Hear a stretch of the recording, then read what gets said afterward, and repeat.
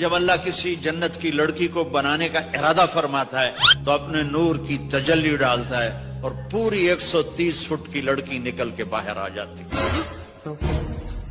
ये जो हसीन और खूबसूरत हूरें मिलेंगी क्या सिर्फ चूमने और बगलों में बिठाने के लिए मिलेंगी? नहीं, आप उनसे हम बिस्तरी भी करेंगे, मजे लेंगे। पूरा अगर इतनी फीट की होगी तो आप लोगों का ये साइज, आप लोगों को तो खुद ही घुसना पड़ेगा उसके टंगों के बीच में। पूरा अंदर घुस के ना अपने आप को ही ऊपर नीचे करना पड़ेगा। आप एक काम करोगे, यही होगा, आप लोग अंदर घुसोगे उनकी टांगों के बीच में, ऐसे वहां पर वो दो लगे हुए होंगे पुल अप करने के लिए, फिर यूं करते रहना।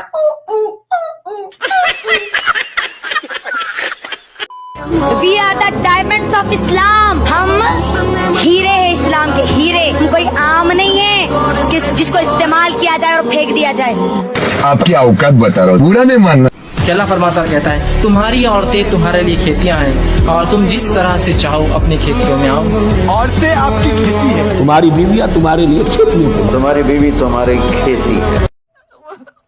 मुझे अपने घर जाना है। मुझे घर जाना है।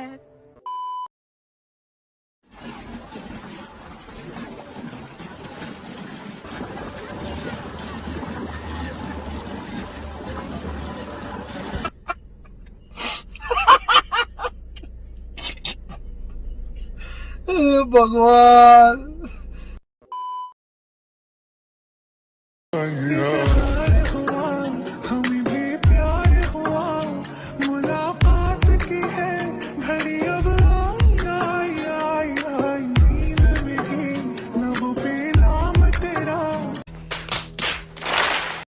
आप भी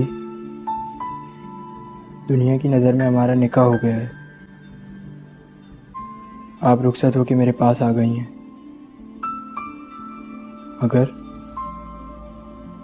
अगर मैं आज भी आपको अपनी बड़ी बहन समझता हूँ।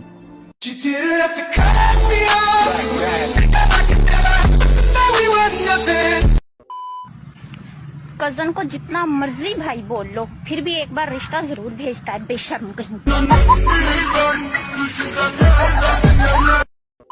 गायनेकोलॉजिस्ट से पूछा जाता है, बच्चियों से पूछा जाता है कि रेप किसने किया।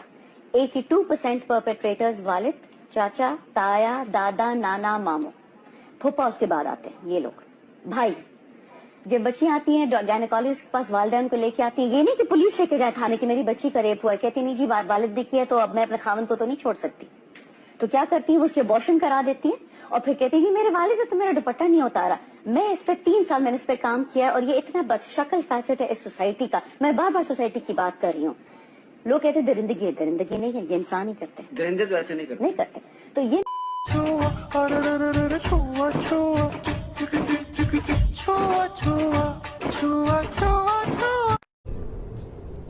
क्या है?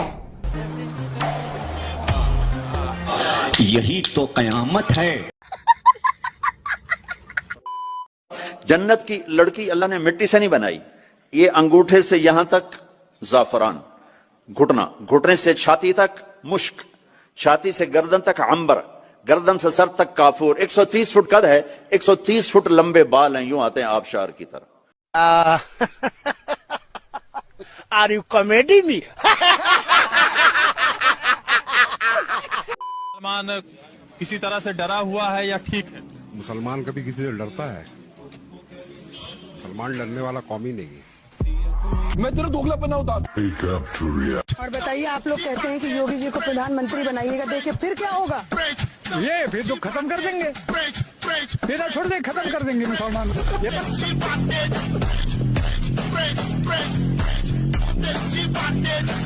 तो दोस्तों पाकिस्तान से ज्यादा मुसलमान तो यहाँ भारत में हमेशा से ही रहे हैं, तो हिंदू मुस्लिम एक साथ नहीं रहना तो वहाँ से ज्यादा भी और वहाँ से कुछ भी। एग्जैक्टली। मैं तो कहता हूँ ना, कई बार ये मुंबई में किसी ने बोला औरंगजेब को बाप बताया, मैंने कहा ये तो 1947 में बॉर्डर पार करके चला गया होता ना तो उधर आटे की लाइन में लगा हुआ होता। इधर तेरा पेट भरा हुआ है, पेट में दाना है, बच्चों को एजुकेशन मिल रही है, अस्पताल मिल रहा है, तो तेरे को औरंगजेब में बाप नजर आ रहा है। और उधर चला गया होता ना तो मोदी में ही बाप नजर आ रहा होता कि कम से कम राशन तो मिल रहा है पेट में जाने के लिए। उधर आटे का ट्रक आता है तो 4 लोग उसके नीचे ही दब के मर जाते हैं।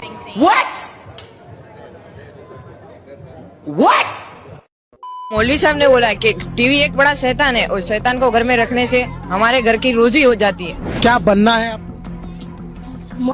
मौलवी साहब बनना है, मौलवी साहब बनना है। टीवी नहीं है घर में? नहीं, हम नहीं रखते।